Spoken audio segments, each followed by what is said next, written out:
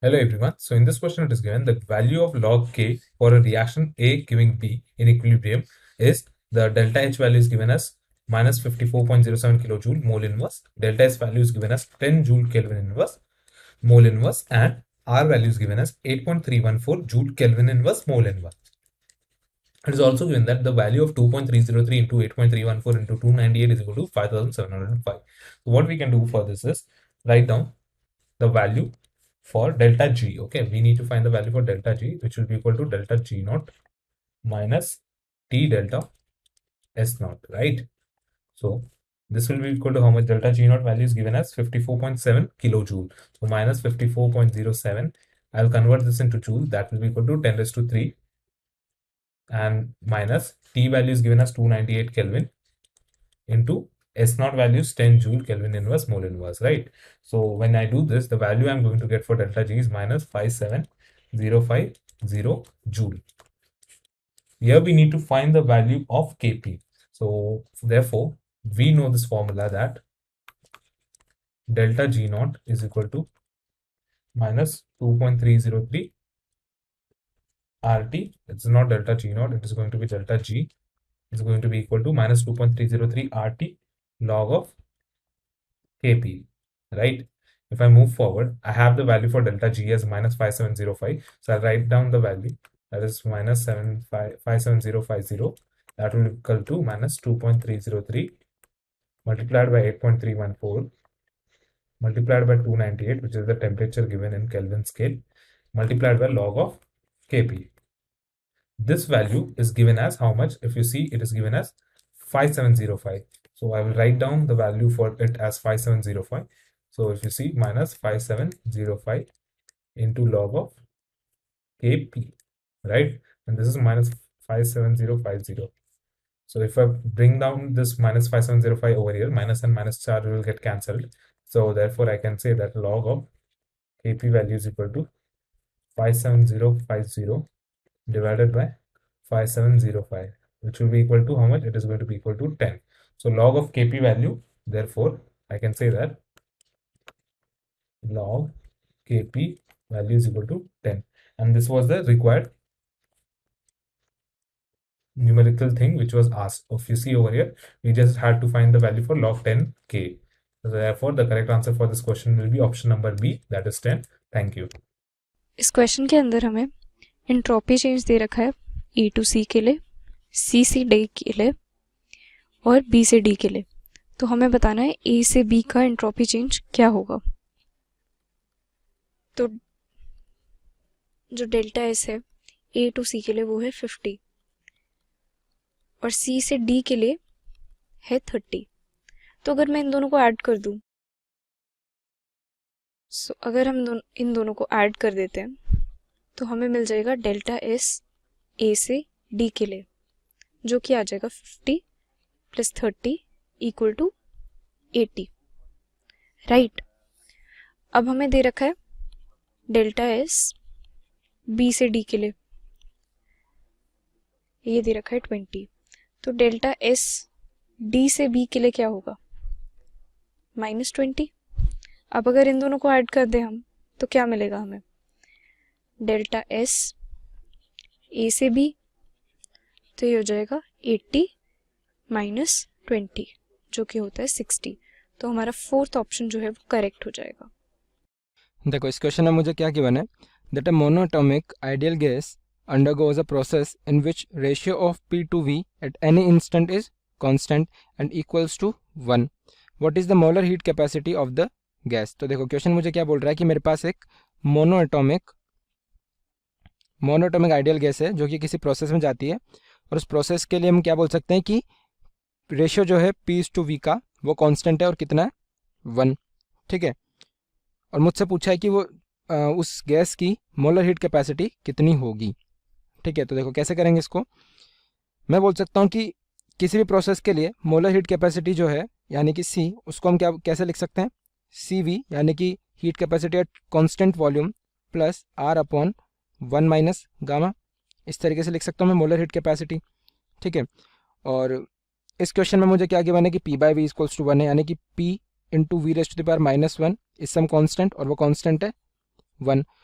And we also no कि CP/CV क्या होता है, गामा होता है, ठीक है। तो इस क्वेश्चन से मैं देख सकता हूँ कि गामा की वैल्यू मेरी क्या है, PV की पावर -1 इक्वल टू 1 है, तो यहाँ से मैं बोल सकता हूँ कि गामा कितना हो गया मेरे पास, -1, ठीक है, क्योंकि यहाँ पे ये -1 है कि PV की पावर गामा इक्वल टू 1, तो यहाँ गामा हो जाएगा मेरे पास -1, ठीक है। तो यहाँ पे कितना हो जाएगा मेरे पास, C इक्वल्स टू CV, ठीक है। तो CV भी हमें देखना पड़ेगा। क्वेश्चन में मुझे गिवन है कि गैस जो है मोनोटॉमिक है, ठीक है, और मोनोटॉमिक गैस के लिए मैं बोल सकता हूँ कि CV कितना होता है, CV होता है 3/2R, ठीक है। तो इसमें ये जो एक्सप्रेशन है इसमें वैल्यूज पुट कर देते हैं, तो C हो जाएगा CV that is 3/2R plus R upon 1 minus gamma की वैल्यू कितनी है, -1, तो ये कितना हो गया, C equals to 3R/2 plus R/2, तो ये कितना हो गया 4R/2 दैट इज 2R, ठीक है। तो यहाँ से C की वैल्यू आ गई मेरे पास 2R, ये आ गई मेरे पास मोलर हीट कैपेसिटी, और यही मेरा आंसर होगा, ठीक है। तो अगर ऑप्शंस में देखें तो ऑप्शन नंबर 1 में मुझे गिवन है 4R/2, तो it will be equal to 2R, ठीक है। तो ऑप्शन नंबर 1 मेरा करेक्ट आंसर हो जाएगा, ठीक है। तो आई होप आप लोगों को क्लियरली समझ आया होगा। Thank you. तो गाइज हमें यहाँ बोला है कि 1 mole of monoatomic ideal gas at T kelvin, ठीक है, वो जाता है किसमें, एडियाबैटिक चेंज में जाता है एंड कांस्टेंट एक्सटर्नल प्रेशर पे 1 एटमॉस्फेयर पे चेंज होता है, ठीक है। और इसका वॉल्यूम चेंज कितना होता है एडियाबैटिक प्रोसेस में, 1 लीटर से 2 लीटर पे एक्सपेंड करता है। तो हमसे पूछा है कि फाइनल टेम्परेचर क्या होगा इन केल्विन, और देखो सबका T प्लस माइनस कुछ ऐसा दिया है, T का पावर T डिवाइडेड बाई 2/3। तो चलो हम लोग यहाँ से करते हैं, सॉल्व कर लेते हैं। हम लोग इसे कैसे सॉल्व करेंगे वो देखते हैं। अब देखो हमें पता है कि डेल्टा यू के बारे में पता है। यहाँ पे देखो एडियाबैटिक प्रोसेस बोला है, तो हीट चेंज यानी कि Q क्या होगा, 0, बिकॉज एडियाबैटिक चेंज है, एडियाबैटिक चेंज, हीट चेंज तो होगा नहीं, ठीक है। तो ये हमारा 0 हो गया। और हमें फर्स्ट लॉ ऑफ थर्मोडायनेमिक्स से पता है, फर्स्ट लॉ से हमें क्या पता है, that delta U is equal to W plus Q, Q 0 है तो हमारा डेल्टा यू क्या इसकी इक्वल हो गया W के। और वर्क डन हमें क्या पता है, वर्क डन हमारा होता है minus of P delta V। Delta V कितना है, 2 लीटर से 1 लीटर से 2 लीटर गया, तो हमारा डेल्टा V क्या हो जाएगा 2 - 1, और कांस्टेंट प्रेशर एक्सटर्नल वाला हमारा है, तो minus of 1 into delta V कितना है 2 - 1, ठीक है। तो ये हमारा कितना आ गया -1 हमारा आ रहा है, ठीक है, लीटर एटमॉस्फेयर, इतना हमारा आ रहा है। अब हम लोग यहाँ से क्या बोलेंगे, अब देखो हमें साथ साथ एक और चीज़ पता है कि एडियाबैटिक है, तो हम लोग गामा और ये मोनोटॉमिक गैस बोला है, मतलब हमें यहाँ गामा का यूज़ करना है, ठीक है। और CV हमें पता होता है गामा से, तो CV हमारा क्या होता है R डिवाइडेड बाय गामा -1, और गामा हमारा कितना होता है 5/3 for monoatomic, for mono atomic हमारा इतना होता है, ठीक है। अब देखो यहाँ से हम लोग क्या करेंगे, CV निकालते हैं, therefore CV is equal to R/5/3 -1, तो यहाँ से कितना हो गया 5 - 3, तो यहाँ से कितना आ रहा है हमारा 3/2 R, ठीक है। R हमारा इतना आ गया, नंबर ऑफ मोल्स हमें बोल रखा है N इज इक्वल टू 1, ठीक है। और हमें क्या चाहिए टेम्परेचर, तो हम लोग मान लेते हैं फाइनल टेम्परेचर को हम लोग कुछ एज्यूम कर लेते हैं। क्या एज्यूम करते हैं, let final temperature is T dash, ठीक है, हमने उसे T डैश मान लिया। और हमें क्या, और तो अगर T डैश है तो हमारा टेम्परेचर चेंज डेल्टा T कितना हो जाएगा, initial final T dash minus T initial temperature, ये हमारा हो जाएगा, ठीक है। अब चलो, अब मैं क्या बोलता हूँ कि हमें पता है डेल्टा यू का फॉर्मूला क्या होता है, एक और फॉर्मूला NCV डेल्टा T, ठीक है। N की जगह 1 डाल देंगे, CV की जगह 3/2R, 3/2r, और हम लोग डेल्टा टी की जगह क्या डालेंगे, टी डैश माइनस टी।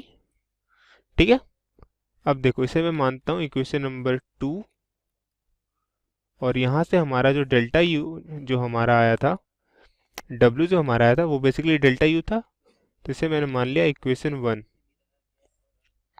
तो हम लोग यहाँ से क्या बोलेंगे,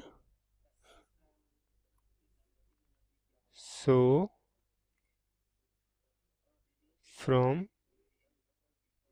इक्वेशन 1 एंड 2, डेल्टा यू दोनों में है, वहाँ पे डब्ल्यू की इक्वल था, यहाँ पे इसकी इक्वल है, तो यहाँ से क्या लिखेंगे 3/2r T dash minus T is equal to W, और डब्ल्यू का वैल्यू हमने पुट कर देते हैं, और टी डैश को बस यहाँ रहते हैं, बाकी सबको उधर भेज देते हैं।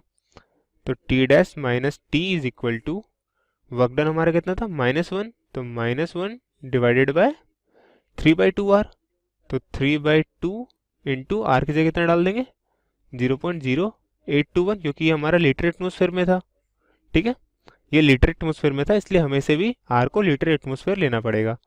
और यहाँ से हमारा टी डैश क्या आ गया, यानी कि final temperature T plus, but ये प्लस के इधर साइड वाले क्या होगा -2/3 इंटू 0.821।